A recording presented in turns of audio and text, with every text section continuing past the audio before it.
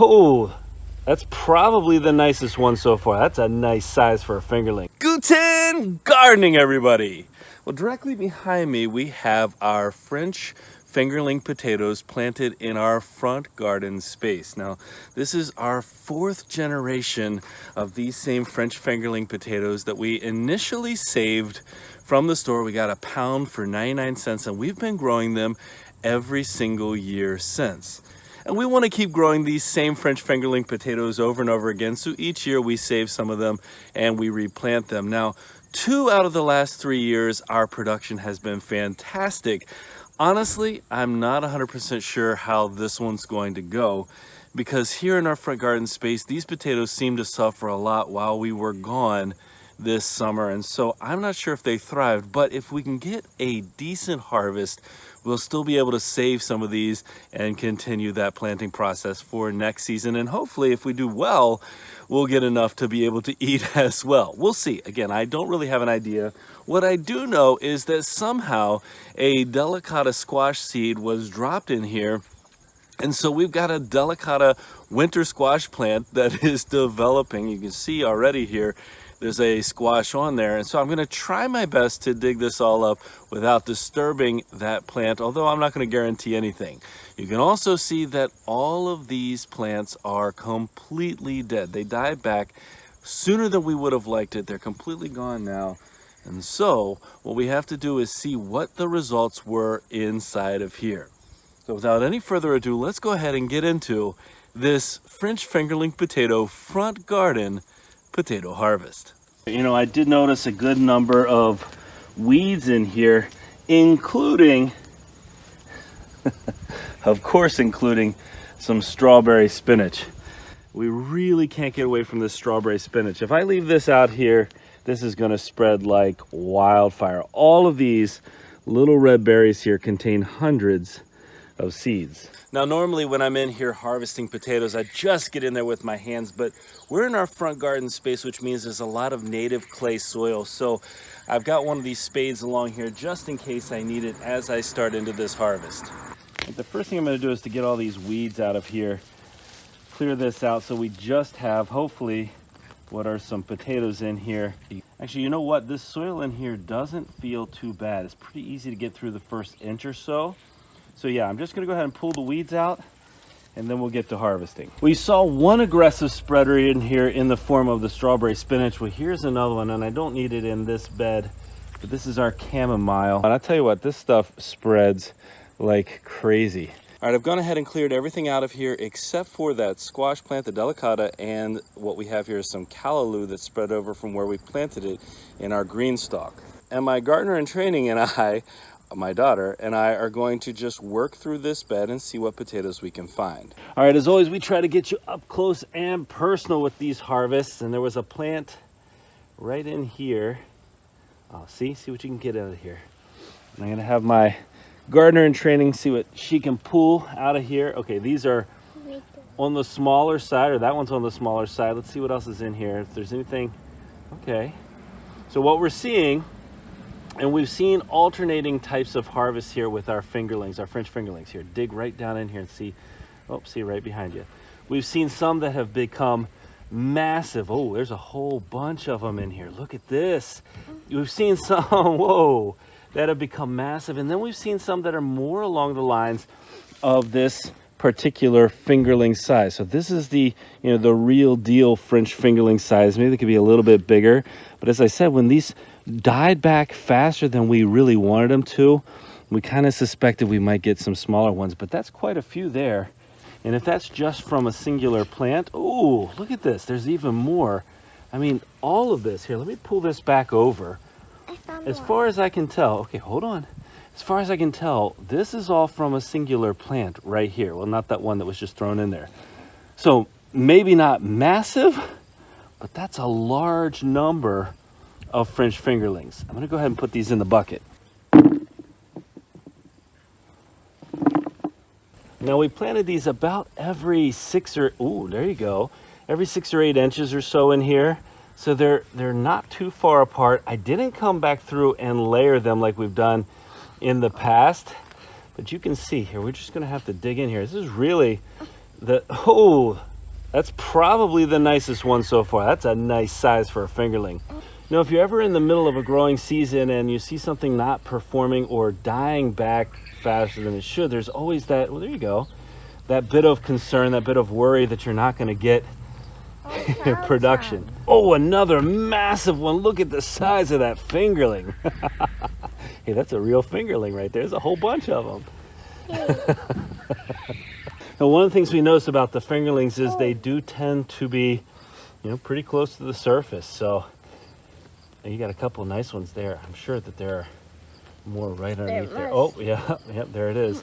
And these just pop right out. Again, the plants have been dead for a good while. If we just tried to pull the potatoes out by the plant, they would detach right away. You know, one of my recent videos, I talked about the need to make sure that there's family time and sometimes to take a break. Oh, look at that. Take a break from the garden because you need to take time with your family. But this is also a great example of family time out here. Oh, there's the mother potato.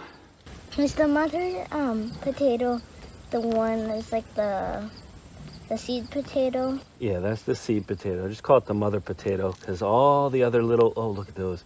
All the other little potatoes come from that one. That's exactly right. We're gonna come up here right by the squash. There's some more of that chamomile. And we're gonna do our best not to disturb the roots if we can. Oh, look, I feel something right here. Look, uncover. Yeah, nice. Oh, don't just toss it to the side. Yeah, keep these nice potatoes. Oh, there must be some back here. Yep, see? Must have been another one of those plants right there. I can tell where there's gonna be one. See right beside you here? Hold on. This? Yeah, right there. That's gonna be another potato. You see how it came off there? Here's a tiny It's just gonna detach because that's dead, but underneath there, so right underneath these leaves, right in here, there should be some more. Look. Yeah, now uncover it. Don't just toss it off to the side. You gotta uncover it and show us. So look, if we come right in here, yep, just like we expected. All right. Hold on, let me get right on top of it with the camera. Pretty nice size. Mm-hmm. Yeah, how many you got there? This many. What's that, about 5 or 6? Mm-hmm. Yeah, those are nice size. Ooh. Oh, I feel something. Tiny ones. Tiny taters. If you use your nails to dig, you might scratch potatoes that you find unexpectedly, and that can cut them in half. Ooh, look up underneath here. Ooh. Some more nice ones. I tell you what, as unsure as I was, I really like where this harvest is headed for the most part. One thing you don't want to do is leave your potatoes in the ground too long after the plant has died back. You'll see some rotting happen if you do that. It gives a greater opportunity for critters to come in and get a hold of your potato harvest. Don't want that. Yeah. Yeah, that squash is, I don't know how it got here, but we'll take it. We'll take the extra delicata. It's a really nice squash. Delicata squash, if you never tried to grow that as a winter squash, is really tasty. Daddy, look. But they are prickly, huh? You got another one? This is what our soil looks like here in the front. If we don't till it, I mean, that stuff is compacted. I must have missed this little clump when I came through and prepped this bed. Oh, there we go. A couple more. Oh, no. How many times? I've said this in previous videos. I can't have a potato harvest without a squirrel bringing a walnut somewhere. But this is the first one I've seen where the walnut is green. Like it's got its shell still on it. Wow. See if you can get them in there. You see them? Yeah. Yep. And there's a bunch underneath there. You just try not to, you'll probably feel some roots there too. And here's the rest of that potato. Just try not to, oh yeah, they're all the way over here.